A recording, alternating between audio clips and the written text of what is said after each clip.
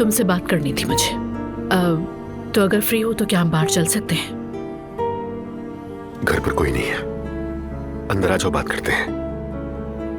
कोई इशू तो नहीं? नहीं, बिल्कुल नहीं, आ जाओ। सुबह सवेरे जो हमारे साथ हुआ उस पर, या फिर ये बात छुपाने के लिए कि तुम शादीशुदा हो? मैंने कुछ नहीं छुपाया। क्या मतलब नहीं छुपाया? अगर तुम्हारी बीवी ना आती तो मुझे कुछ पता ना चलता। लेकिन इस वक्त मेरी हैसियत ये है कि मैं एक शादीशुदा मर्द के साथ अफेयर चलाने वाली औरत हूँ, जो मेरे लिए पेनफुल है।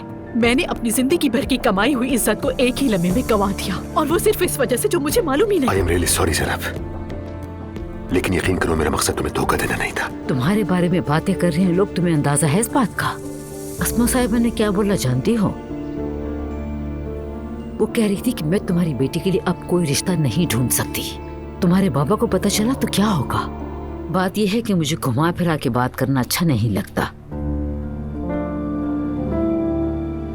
जब से तुम लोगों का ये एग्जीबिशन वाला मामला चल रहा है, मेरी बेटी का रवैया तब्दील हो गया है। तुम दोनों का इस तरह बाहर मिलना, चाय पीना, बातचीत करना हमारी नजर में मुनासिब नहीं है, और अगर उसके वालिद ने सुन लिया तो बिल्कुल भी अच्छा नहीं होगा।